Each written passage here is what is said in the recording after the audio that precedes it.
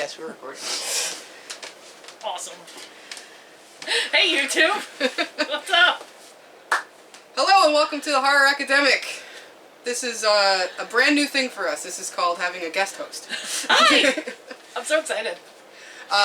Melissa from the Brook Reading Podcast, because we are together part of All the Horror, the hashtag movement. Do you want me to go into all talk that? About, okay. Yeah, talk about what All the Horror is. Okay, cool. So yeah, All the Horror is a month-long event, obviously in October, to celebrate movies, books, music, comics, video games, anything affected by the horror genre, anything that can be tied into the horror genre.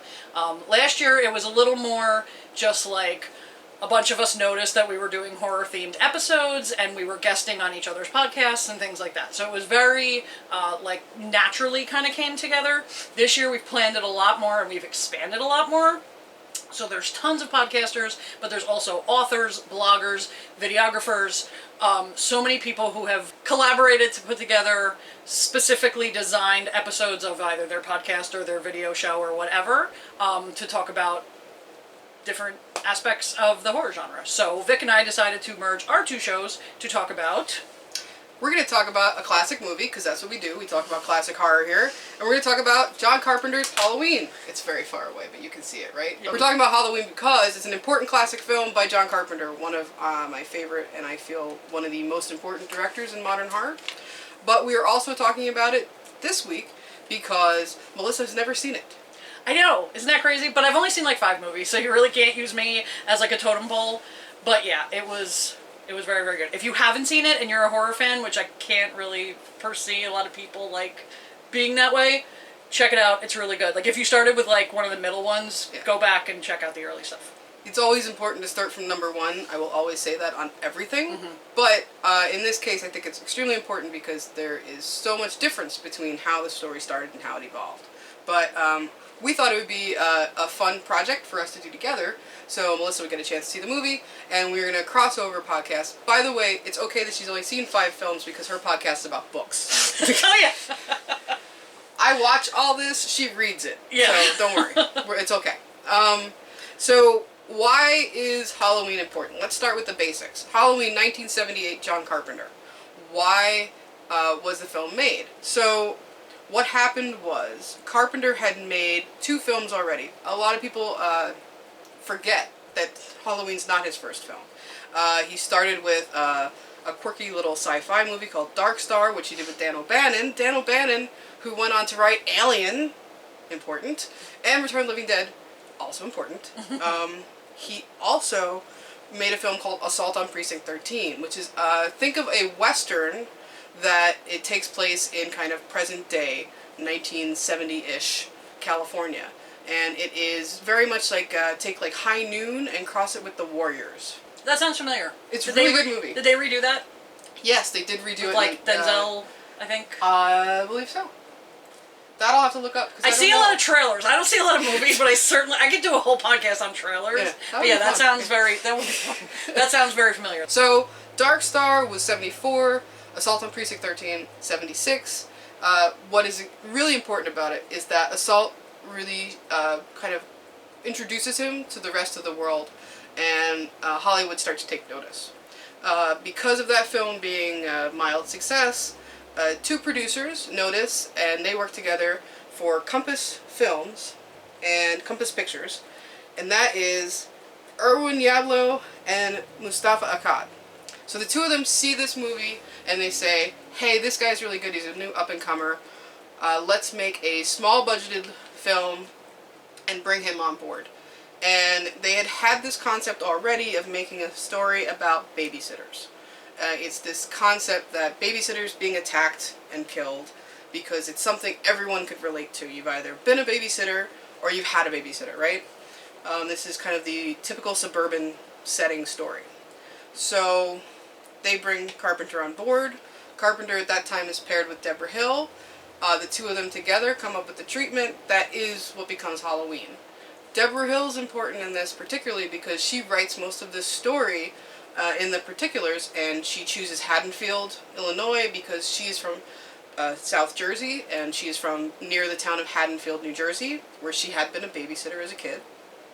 And she is able to bring so much elements of her own teenage years into the story making, which is what I think sets Halloween apart from many other films from that period that depict teenagers, because it is a woman who had been a teenage girl writing about teenage girls, which is really important. And Carpenter's really smart in the way that he works with her in this, and pairs his ability to pace action and tension and suspense with her knowledge of the characters. And that's really what's great about the movie, I think. Yeah, you definitely felt the woman's touch, which we could talk about like that later. Yeah, but, definitely. Yeah, I love that. And it's very important that she creates 3 girls in particular that feel real. They're not cardboard cutouts. They're not just this kind of brain-dead, ditzy children who are, just there to have sex and then get killed. They have a lived-in relationship as friends that I think sets them apart as being realistic. And that's what works so well about Halloween, is that it's one of the first films that's very realistic in nature and feels more believable because of it. And it captures the feel of the suburbs in a way that a lot of films before it I don't think do very accurately. One question that's going to come up is there's debate over, is Halloween the first slasher film? So the debate is then, is Black Christmas actually the first? Because is that a slasher that took place in 1974 in Canada as opposed to America? A lot of people say the only reason why it's not canonically considered the first slasher is because it wasn't as widely released, because it was a Canadian film, much smaller. I think most people in America maybe saw it later on video, so they think Halloween was first.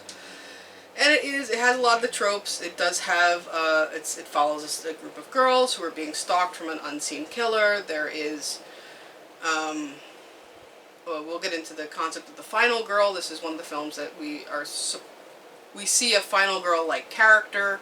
All of these things, plus the fact that it's named after a holiday, Christmas, Halloween. Oh my god, I just got that. Yep, there is in the list of tropes for slashers, that is on the list. Oh, it has really? to be an occasion. Friday the 13th. Right? Holy shit. Yep. Sorry, can you curse on here? You can curse on my show. It's totally Sorry. fine. Oh my god, though, like, though, seriously, Right. I never... I mean, there's numerous, like Silent Night, Deadly Night, Christmas Story. There is a lot, like April Fool's Day, Graduation Day, Happy Birthday to You. These concepts where either a calendar holiday or an event day is an important moment in a slasher story. Holy shit. Yeah. I didn't even... Yeah. See, this is why she calls her show The Academic, people.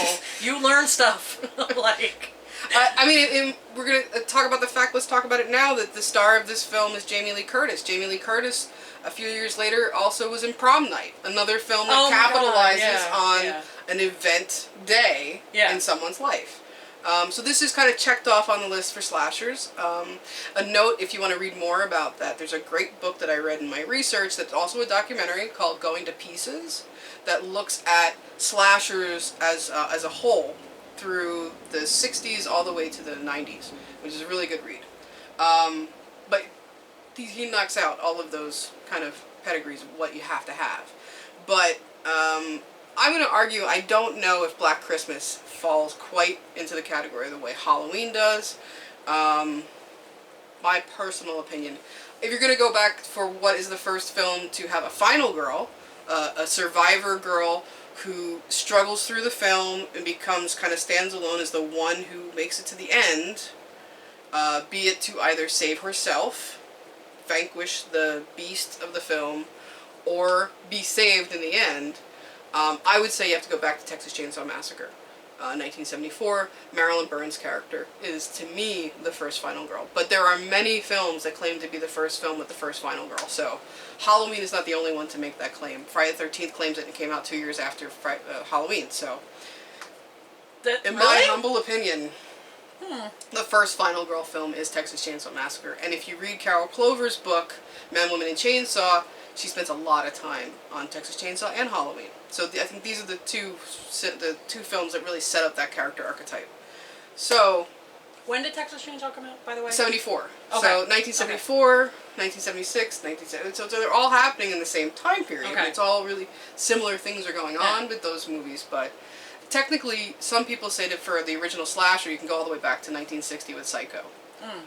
Norman Bates' character, the only thing that to me sets it apart from the other slashers is we know Norman. We get to know him as a character. Yeah. You don't really get to know the killer. Not that they always have to be a masked killer, but they're even Freddy Krueger, it takes many series, many films into the series for us really to get his full backstory and to know him more. Yeah. We know him as a myth. Yeah. Right? Well, Norman wears a mask too when he kills. Norman wears the and garb you can- of his, of mother. Yeah. Yeah. Yeah. But I mean, you actually get to sit down and talk to him Yeah, that's true. before you know he's the killer. Yeah. Spoiler alert, if you haven't seen Psycho, I was gonna say, well, really? Mom is not the killer. No. I say this to my students as well. Please watch Psycho. And I was gonna say, if the first Psycho you watched was the Vince Vaughn and Heche one, fine, Vince Vaughn did a great job, but you're missing. God damn, that actor that played Norman Bates in the first one, I can't remember Anthony his name right now. Perkins? So good!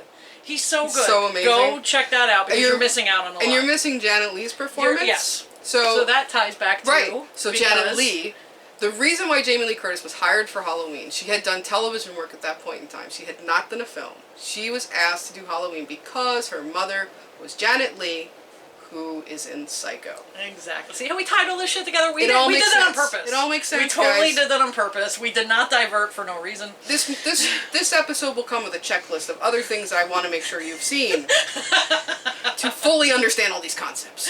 In the comments below, there's just going to be this massive... Please let me know that you've seen all these movies, and once you have, we can all go forward. Then we can do this. We can all go forward. So- You'll have passed Victoria 101. Psycho is the start. I mean, when I teach horror in my film class... Is that what you start with? We watch Psycho and we watch Night of the Living Dead. Okay. We've already talked Night of the Living Dead on this show. We will talk Psycho. That's awesome. I'm looking forward to Hitchcock. Hitchcock's just the master for a reason. He knows what he's doing. He knows how to manipulate your mind to see what he wants you to think you saw, and then to understand later what you really saw. There's something in the way that he produces the imagery on the screen that evokes feelings in a way I don't think directors before him did. And everyone who came after him is because of that. Like, they all are so influenced by what Hitchcock does. Yeah. Carpenter alone is... He's the one who said we need a reference to Psycho if we're going to make this film. It's so ingrained in horror. At the start of modern horror, there's the two films that are most important to me. Psycho, Night of the Living Dead. Got to move forward from there. So, as far as what we've gotten through so far, at the time, yes, it was backed by a small company, but when Halloween was released, it was considered the single most successful independent film ever made. Wow. Yeah. It surpassed what they expected the box office could be for something like this, because it touched the audience in a way that everyone related to it. Word of mouth made it even broader.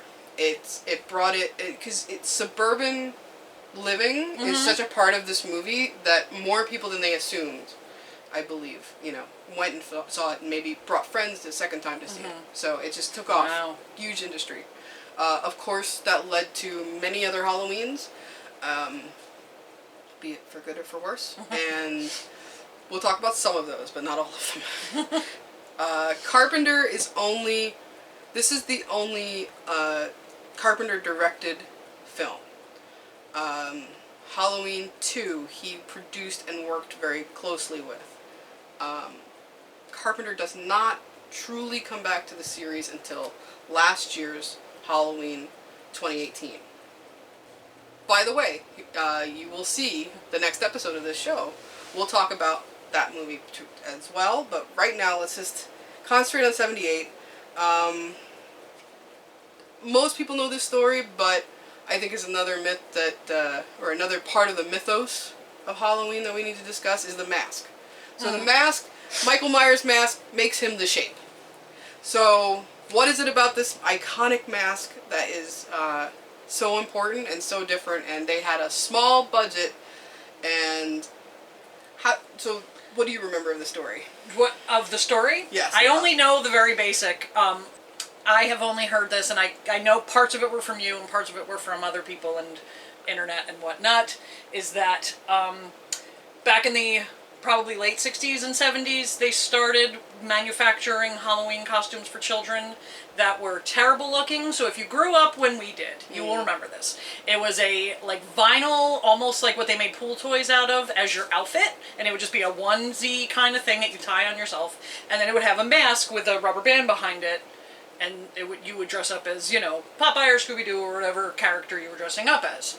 Well, apparently they made a lot of them during the popularity of Star Trek, the re-popularity of Star Trek. But this wasn't one of the plastic rubber Ones band. with them? No. Okay. This was I believe it was a Don Post mask. Don Post is probably the most popular and well-known company that made masks based on characters from horror movies. Oh, okay. So like classic like Universal horrors and things like that. Oh. And somewhere in that time they were also given the rights to Star Trek. Okay, I didn't So, know that. I thought yeah. it was the thing with that the kids wore. But that's why it's the rubberized mask that you see that he's wearing. Okay. I thought they had to finagle that around. But anyway, well, what I had heard was that it was a mask of Captain Kirk's costume, and that they took just the face part, spray painted the entire thing white where the hair would be and everything, and that's his mask. Yep. So the shape is then obviously a person, but not a particular person. So it's this kind of, personless mask. Like hollow-eyed, like emotionless, which... Emotionless being very important. Very important. Yeah. Which maybe we'll talk about more in my show. I don't know. We'll see. We'll see where we go. Figure that out. But the mask is important because it becomes iconic, but it also it takes the ability to, in a small budgeted picture, it was a good convenient way to film because various people play the part of the shape during the filming of the movie. Nick Castle is the main person who played the shape. You also have Tommy Lee Wallace, who both of which were Tommy Lee Wallace, who went on to direct several King adaptations, including It, the miniseries. My favorite. But so there's a group of people who are credited as playing the shape, which is good because this mask, as opposed to someone with a regular just showing of their face, made that possible for them and made filming easier. They were all other positions within the crew as well. It's also important to know that there's only one moment in the film where you actually see him unmasked. So it's almost like a Phantom of the Opera kind of thing, where having that half mask and phantom throughout the entire story, you're wondering, well, what's behind the mask? So what is behind the mask of the shape? You kind of build up your head like, oh my god, he's got to be disformed or disfigured, or he's got to be grotesque, or and when the mask comes off, it's a little confusing at first. Yeah. Because it's such a quick scene. I definitely thought there was a deformity of some sort, and you were just like, he's just an unattractive fellow. Yeah, I just think he's an ugly person. Yeah. But I don't think there's anything particular that the mask is hiding, except for the fact that he has no feeling or emotion, so this mask is showing him better than his real face could. Because his real face, when she took it off, he went like, yeah, and that's an emotion, and he's not supposed to have any of them. Right, so it's a barrier between him and the world, is the mask. Which, I mean, I know they talk about more in some of the other versions of the film. I mean, I know there's a lot of, not a term I use a lot, but there's a lot of haters out there for the Rob Zombie interpretations of Halloween, which is probably why I won't go there, and I won't do episodes about those, but... did he do the middle Halloween ones? Like No, he did the remakes that came out in the aughts, as we say.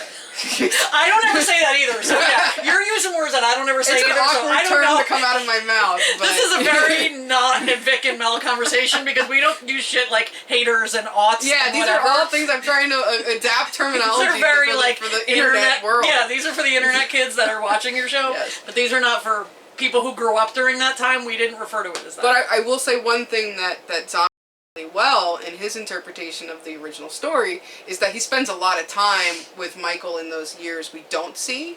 So in this story, I don't even know if I need to give a quick summary. There's the part that takes place in 1963, I believe it is, which is where you see the stabbing. and how that iconic moment where you see the POV, and at that point it is through a mask as well. Michael can only really communicate with a mask. And then it cuts to when Laurie Strode is a teenager, so that's 1978. So there's that time period in the middle that in this film we don't know. We are just kind of left because of Loomis's character to know what has happened in that time. The exposition, yeah. But in the Rob Zombie version, which some people say isn't necessary, and that's a different movie, you had to do something to make it different.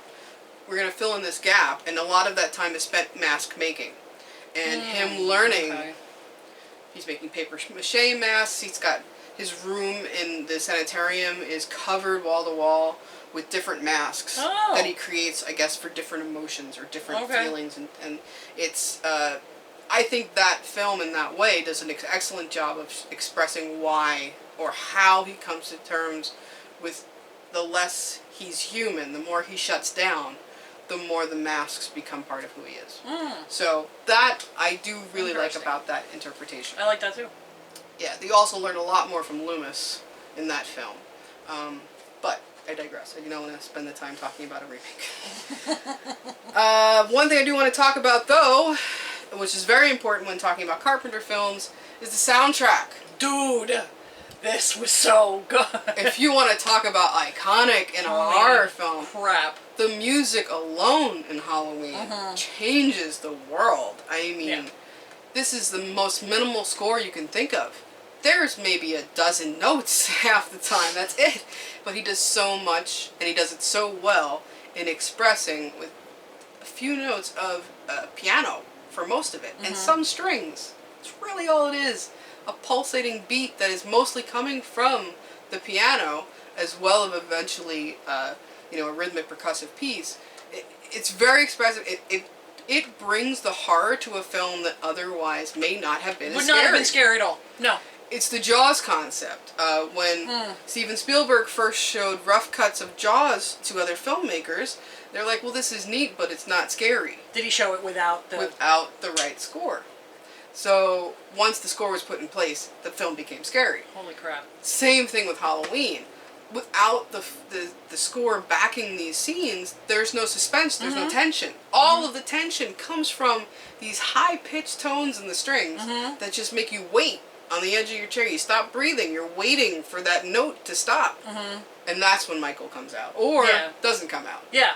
Or there's a scene. I'm going to assume most of you watching this have seen the movie. Yeah. So, if any of you want a summary, you can come on and listen to the Brook Reading Podcast, because I'll probably do all that there. But for those of you that have seen it, there's a scene where Laurie is sitting, she's just had a run-in with Michael, I believe her first, and now she's sitting there thinking that she got him, because she did stab him with a knitting needle in the neck. You're kind of thinking he's dead. And before the music starts, he sits up. And now anything in the world can scare. I'm the easiest bitch to scare ever, but when he sat up, he just sat up so slowly, and like we said, it was the expressionless mask, and I was just like, whatever, I'm not that. I instantly then, though, knew something bad was going to happen because the music started. Normally, I was just like, all right, he's sitting up, whatever, you didn't get the artery that you needed, or whatever the case. But once the music started, I was like, oh, he's going after her again. Oh, this is going to get real. Because, like you said, it had that, that's when I started jumping at the edge of my seat. That's tension. Important. Yeah. Yeah. Especially to somebody who this isn't my genre. Yeah. It definitely makes an effect. That brings me to one other thing I really want to talk Oh, about. good. And I know that we're going to talk about this on your show That's as well. fine. But do it. I want to discuss the idea, and this is much has been written about this before. I'm not new to this concept, but the idea that all of the ways that Laurie interacts with Michael is domestic. There is or even maternal. You can say, which is another it's feminized thing. Yeah. Yeah. She attacks him with a knitting needle, right? She uses, and this is the most 1978 thing you can say about the women's movement. She unfurls a wire hanger to stab him, to penetrate him in the eye. If that's not a feminist statement, I don't know what is in film. But even the fact that he spends most of the movie terrorizing her, two other girls, and two children with a kitchen knife. This is all domestic struggle, right? Yeah. So all of these things, not only is it the idea of the suburban horror. So what is horrific about the suburbs? Aside from the prices, aside from taxes. Yeah. No, but horror can really look and examine at what we are scared about in the suburbs. We come to the suburbs to escape the violence of the city. Yeah. But what if the violence of the city comes to find us? So the suburbs, are we really safe? That is the big question. That is why we want to see our fears acted out. And there's many films that attack this concept of the safe suburban lifestyle, and I think Halloween is one of the most successful films at doing this. Yeah. That's why they had, I'm just tying this back in now. I mean, you grew up in a more suburban area than I did, certainly. I definitely grew up in more like urban jungle. We actually didn't have babysitters growing up. If you weren't left with a family member, your parents took you with you, or babysitting wasn't, I didn't babysit a lot, and I was never babysat. Well, but a family member can babysit. Yeah, but it was just like you were going to grandma's house. Right. You were always dropped off at your aunt's house or your grandma's house or something like that. So it wasn't like the concept of an 18-year-old that you're not related to being in your home and watching your children for you. Right. There is something strange about the idea of letting a stranger who's an adolescent, watch your children. Yeah. There is something scary about that. Yeah, concept. so that's another thing that like is kind of making me think like that's why she built it on that idea too. Is just like that's a terrifying idea because you don't know what the girl's going to be doing or this and that. But also there was a point that I had. God damn it! What the fuck was it? Oh my God. Well, there's a huge sense of emptiness in this town. It's Halloween night. Well, yeah, that's. You see very few other people. I had something to say to the babysitter. The fact that there's almost no trick-or-treaters. The only trick-or-treaters you see scare Laurie Strode on her way home right after school. So that night, when the kids you would assume would be out trick-or-treating, the kids aren't out trick-or-treating. So there's almost like an alarm in the back of your head, like the parents don't think this town is safe either. There's a lack of authority figures in the film. There's like one cop. Yeah, you have Charles Cyphers, who plays Annie. Her father is the chief of police. Or the sheriff. Sheriff of the town. Sorry. So you have a sheriff and you have Dr. Loomis. And you get the opinion from the other few adults you see in Loomis's scenes that none of them take him seriously. So you have the few kind of father figures in this story just kind of pushed to the side, like they're insignificant. The only female of authority that you would have seen would have been the teacher in the one scene, who's given the like Charlie Brown treatment. Oh my God, that was so weird. You know, like you don't ever see the teacher. Yeah. So there's very few adults in the film. There's very few other people other than the maybe half a dozen that we're centering on in the story, and it's like this. The suburbs are opening you up to this idea of abandonment. And that is why someone like Michael Myers, who has been shunned from, this is his hometown, so he has been shunned from the suburbs, sent upstate, right? Sent to the sanitarium in another part far away. He makes his way home because there's no one there to stop him. There really isn't. No. The town almost gets affected too, very a la Derry. Because when Laurie's running around trying to find help, the neighbor hears her screaming, turns on the light, and then literally closes the blinds and is like, "No, I'm not helping you, crazy. There's a teenage girl screaming on my porch. I'm scared now of you, right? Because I don't know you could be a danger to me, and I don't know what your deal is." The fact that's one of the scariest moments in the story. Once you realize there is no other help, and honestly, one of the things, I mean, even though Laurie Strode is a final girl. She is the one girl who survives the story. She is, and many people discredit her as a final girl because she is only saved by Dr. Loomis. But Dr. Loomis is the only person who really comes in to kind of save the day in any way. There's no other help. It's not like he's got 10 cop cars lined up behind him for help. Yeah, he didn't bring the SWAT team. And that was only because he was in the area because he was following the car that Michael stole. Right, and the eeriness of that car throughout the film is very effective. That's one of those things, the more you watch this movie, the more you notice how many scenes that car is in the background. Stuff pops up like that. Yeah, the car that Michael steals in the beginning from Loomis at the sanitarium is his way in. So Loomis is also the one who gives him the mode of transportation. Yeah. So the man who is like kind of the rival, who's going to be the savior, is also, the ticket in. So there's a lot of dichotomy of father figure concepts. Yeah. Well, okay, so let's talk about what motivates Michael Myers as a killer. There we go. I'm going to write this down. This is very academic. I'm taking notes. So why is Michael killing? In the very opening, that iconic scene where you go through a POV shot through a mask to watch Michael watch his sister and her boyfriend have sex. The moment where the boy leaves the picture and he goes and finds his naked sister and attacks her and kills her. What motivates him to do that? What's the trigger at that point? We don't know. I don't think we're ever meant to understand. What did he think that there was something wrong in that?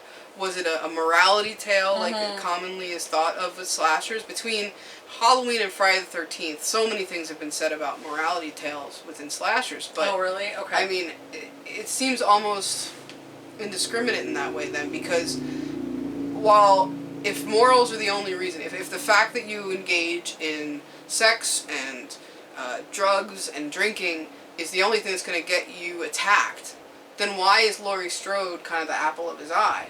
Because Laurie is portrayed as the virgin. Yeah, she's the virgin. She's the angel of the group. She's, you see her smoking pot. Yeah, but whatever. Compared to her two best friends, she's Mother Teresa. So why is she the goal and they are just kind of the fodder in the middle? Yeah, pretty hot Mother Teresa, I'm going to say, because she is an attractive young lady in that movie. Sorry. Jamie Lee Curtis. She's the daughter of Janet Leigh. I know. Woman, so. I know. That's still. I'm not. Since I don't know that all the time. Yeah. I lose that every once in a while, and I'm like, oh God, yeah. Who's her dad? Tony Curtis is Jamie Lee Curtis's dad. Oh God, no wonder she's hot. Right. Oh my God. Holy shit. Tony Curtis is her father. Yeah. And Janet Leigh is her mom. Yep. I guess that was before he came out then, or stopped being with women. Yeah. I think he had. Well, I know he never really came out, but I know he stopped. They didn't stay together the whole time either. Of course not. Yeah, they were oh my God, duh. But so, what is the motivation? Why? To me, the stranger thing is him. Sister? The stranger thing is why is he chasing the two children? Because one thing that I noticed in this watching of the film is that not only is he stalking the three girls, really he's stalking Laurie, and the other two girls are usually with her. But they were just unfortunate side effects of hanging out with her. I think he just kind of branched out on them when she was not alone. Okay. So, but he's definitely following Tommy throughout the whole film. Yeah. And I'm wondering if he identifies with him. And he's not necessarily looking to hurt him. Yeah. But he can't not look. There's also this short sequence in the beginning of the film where Laurie is putting the key under the mat for her dad, the real estate agent in town, trying to sell the Myers home. And Tommy goes with her. Tommy says, oh no, you can't go there, that's a haunted house. You see Michael's profile within the home. So that also he might be linking the two of them together. Yeah. Like, that's me and that's my sister. Yeah. So that's probably so he wants to protect, if there's going back to your morality theory, he's protecting the little boy from he doesn't know the sin that Laurie is the virgin girl. Like, he's protecting from the older girl that could possibly be a slut and is going to affect you with her sluttiness or whatever. But on top of that, I mean, there's also, and this goes back to the idea of Deborah Hill as a writer, or what she added to the writing of the screenplay, since it is co-written with her and Carpenter. What she's able to add is the interactions between the three. And it's not necessarily that, they're cookie cutter in that way, that Laurie is obviously the good girl. Yeah. And, I mean, they all have little bits of moments, but they all, because of that, make up a group. Well, yeah. And all friend groups, if you think about it, have dynamics. You're not going to have 3 girls exactly the same. No. And I think she brings something also to that. Yeah. In kind of creating differences between the girls. Yeah. Annie is definitely more negative. She's like the Regina George of the group. She's the venomous. She's the frenemy, like really bad. Yeah. There wouldn't be all those movies that have to do with that core She's group of girls. Heather's the clueless. She is that teenage girl that you just want to like. Ugh. The first Heather. Yeah. She's totally her. But I mean, and then when we talked about the opposite, where Laurie Strode is shown to be, not only is she the smart girl, she's not dating. She's They keep busting her about being ugly and like unwanted and stuff like that, which is the way that she dresses is a little too homely or whatever. Yeah. But also, you see from the beginning of the movie that her father gives her responsibilities. He knows that she can handle it. The scene where she's watching out the window, why is this strange car across the street from school? The teacher asks a question and she knows the answer. So she's obviously the smart girls, but at the same time she's also got other distractions in life. And then in the middle you have Linda, the PJ Souls character, and PJ Souls, so many important movies that PJ Souls is in. We will definitely talk about Carrie at some point. We might not talk about Rock and Roll High School, but that's a good movie too. PJ Souls has had some really cool stuff. But PJ Souls represents kind of the girl in the middle. The middle ground, she's not she's not necessarily a slut, she's not necessarily the badass on the, Right, but she's not the angel either. Yeah. Right? So I like that dynamic, and she brings that to it in a way that I don't think, if it had solely been written by a man, I don't think you would have had. Oh, no, not at all. Yeah, it was unless it was written by Stephen King. It's true. Stephen King does have the ability to write women really well. Yeah. And I just thought of this because you said Laurie taking so much responsibility and helping her father out, which I think I was talking during that part of the movie, but now it's all starting to come back together. You don't ever see your mom. Right. And she's taking and you don't actually see the father, really. He's kind of like a figure in the doorway and not even really there. Yeah. Yeah, her parents are non-existent too. When she comes home from school, they're not there. Yeah, and that's a lot of responsibility to give to an 18-year-old, but that generation, that's how it was. Right. So... She was practically an adult, right? Yeah, totally. So, I mean, lots of wonderful things you can talk about story-wise within Halloween, and I think that's another thing that sets it apart from many of the kind of quote-unquote imitators. The films that came after that are definitely taking advantage of the making Halloween into a formula. I was going to say taking advantage of the formula of Halloween, but it wasn't a formula yet. The people who made it a formula were the films after it. Not just its own sequels, but films like Friday the 13th, and to an extent Nightmare on Elm Street almost 10 years later. It's this, any film with a group of teens as the focus starts to fall into these molds that Halloween creates. And that's why I feel like, in many ways, this is kind of the first slasher in that. It sets up those characteristics really well, and it gives you kind of the playing field. This is how the game will work out, and, Halloween sets all that up. Mass killer, a couple of teens, you have one girl who survives, all of these things, small town, it all comes together. So that's one of the main reasons why I feel Halloween is important. It sets a trend and tells future filmmakers what horror movies are going to look like in the 80s. Because remember, this is 78 still, so it is setting the tone for the decade to come. So and he does that really well. Yeah, so good. Yeah. So let's talk a little bit for the collectors in the group. Like I said, there's the Halloween score. Definitely have to have that. I love collectors. I'm getting this guy. I'm gonna. Where is he? Right there. Yeah, I'm getting. Yeah, we got our Funko Pop. I gotta have my McFarlane. Oh my those God, were great too back in the day. These are great. These are awesome. I even brought out my real action figure. That is pretty cool. It is a fun little addition. I have a few of those. But the piece de resistance of my collection for Halloween is my very well autographed gatefold Laserdisc. So what's great about this is the Criterion Collection. And and I've said this before, when you hear the words Criterion Collection, it's just saying, it's worth it, buy me. Beautiful gatefold edition. Oh, that's pretty. Amazing. This has many special features, but what to me will stand out forever will be one of the best commentary tracks I have ever heard. Because what they did very successfully is they had each person that they spoke with watch the film separately and then edited them together. So the stories pop in at the right moments instead of a room full of people taking turns trying to talk. Oh, so smart, wow. so well done. That's I really love cool. this. So many great stories. I mean, you're gonna, obviously there's better transfers out there, but if you're gonna collect Laserdiscs, you need to have this. So the audio commentary, they label it here as screen-specific audio commentary, featuring writer, director, composer, our favorite triple play, John Carpenter, writer, Deborah Hill, and actress Jamie Lee Curtis. So this is her big screen debut, as they note.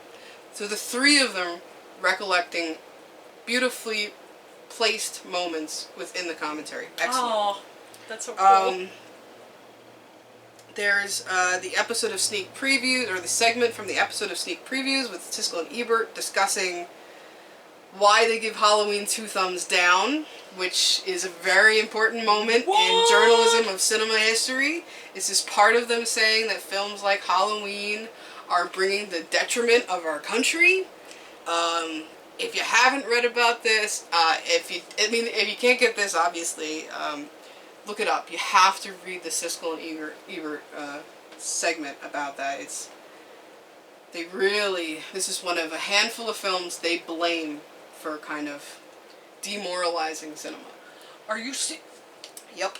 And thinking of that in 1978 versus thinking of it in 2019, where films went,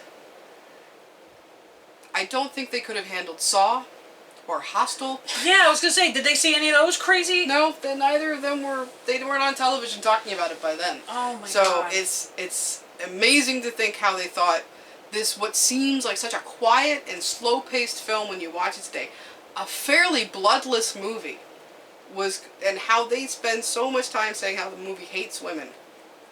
It's really, they missed the point so blatantly. Yeah.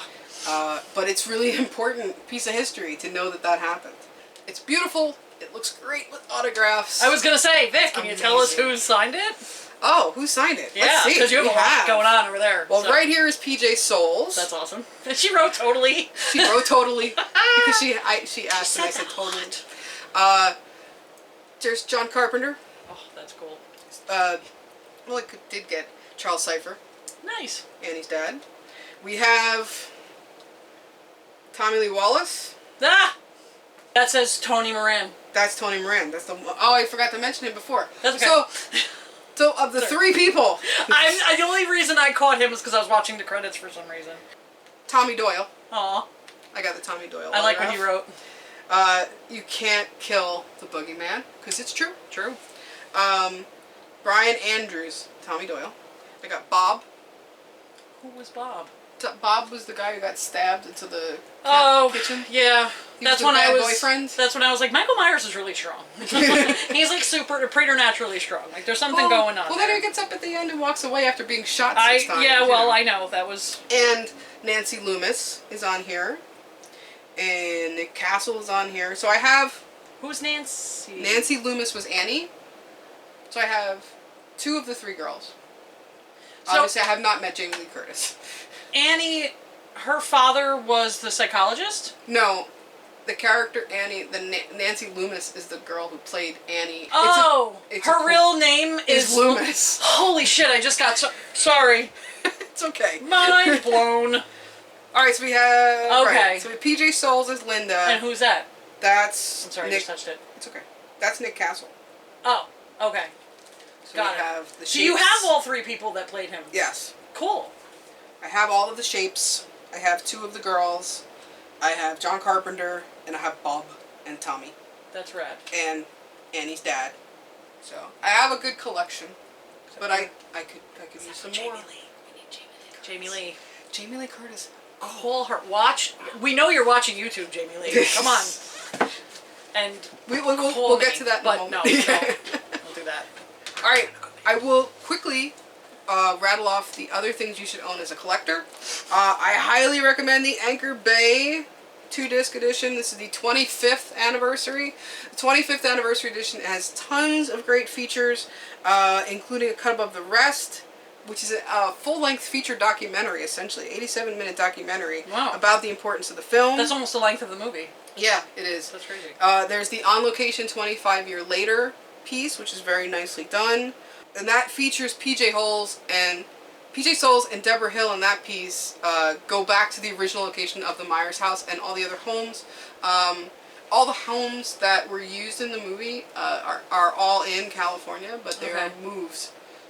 They were kind of all been shifted from where they were in the film. Oh, okay. But they're all still there. Tell me the cool thing that you told me during the movie. Oh, which cool thing? Because it was set in, as you said, Haddonfield, Illinois, but it was filmed in California, which most movies are. But to make it look more Illinois-y. To make it look like the Midwest in the fall. Yeah. Because it all takes place, Halloween. Obviously, or the night in Halloween. Yeah. So they had to import leaves so that there could be fallen leaves all over the place. That just cracked me up. It's a bizarre thing, but it was an important. Yeah. Like, it would not have looked like the fall. There were a lot of anywhere. scenes outside. Yeah, and it looked very fall-like. But that was a great little touch. That was really cool. That brings it. There was nothing about watching this film without information that would have made you think it was filmed in California. No, absolutely. It does feel like the Midwest, even though Haddonfield, where it's Haddonfield, Illinois, it was written as Haddonfield, New Jersey. The brainchild was Haddonfield, New Jersey. Yep. It was set in Illinois, but it's filmed in Santa Barbara, I believe, what a national California. Patriotic movie. Yes, See, this is better than like Independence Day. Like this is the story of America. So the last edition, and the edition that I am going to say that the horror academic says you need in your collection, is the 35th anniversary Blu-ray set from Anchor Bay. That's what we watched. This is the version we just watched. It's a beautiful print. The sound was excellent. The picture was very crisp. And it's important in a movie like this to have the best possible print. Oh my God. There are so many little things that are happening in the shadows, people, and you need to see them well. Yeah, it was cool. So this is a beautiful version of that.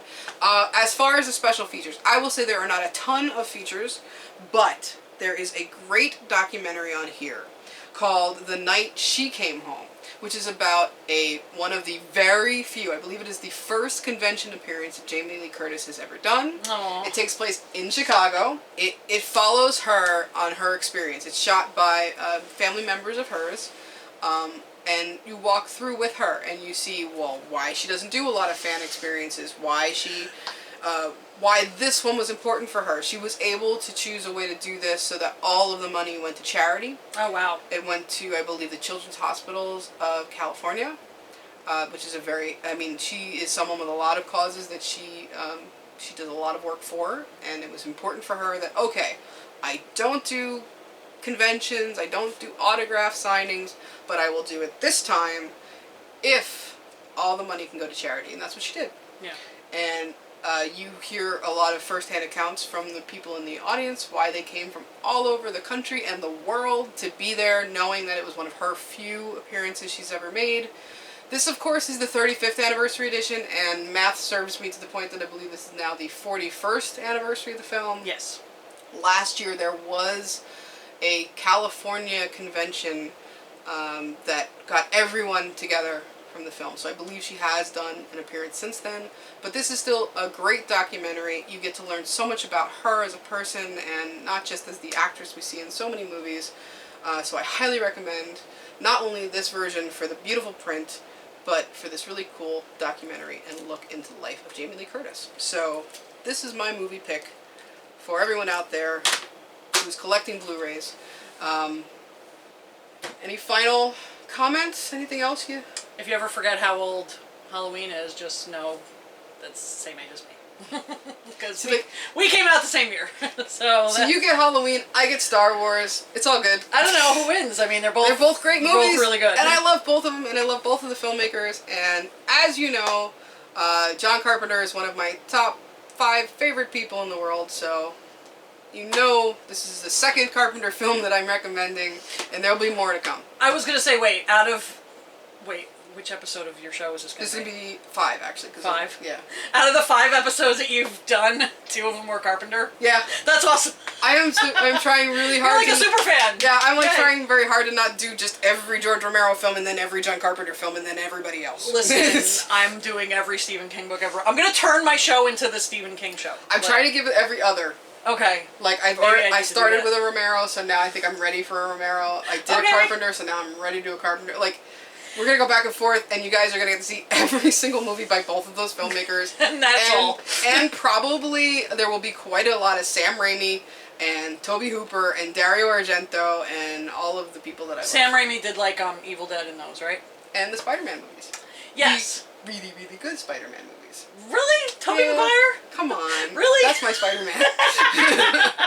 It's fine. I don't have a hold in the Spider-Man universe. Into I don't the really give a Spider-Verse shit. is now the greatest Spider-Man movie ever. Apparently, but, yeah, no, you're not the only one that says that. It is Academy Award-winning worthy. I'm kind of like I'm like, all right, Spider-Man's fine, but everybody's making a big hoopla over a lot. Just So we have diverged from topics. So we will I know, return to sorry. Halloween. Oh, this was from '98. So this was the 20th anniversary. That's been my paper holder the whole time. The 20th anniversary collector's item that I received. This was, I believe, issued by Anchor Bay. It is back so in the cool. day when the VHS special edition came out. VHS. Do not have that tape anymore, but I definitely have this No. beauty. So we just want to thank you for coming out with us on the Horror Academic today, and thank you to Melissa from the Brook Reading Podcast. And don't forget, this is just the beginning of the month of all the horror. So check out on Twitter the hashtag all the horror, and you will see all the programming that's available from everybody that's participating this year. Thanks. Bye. Bye.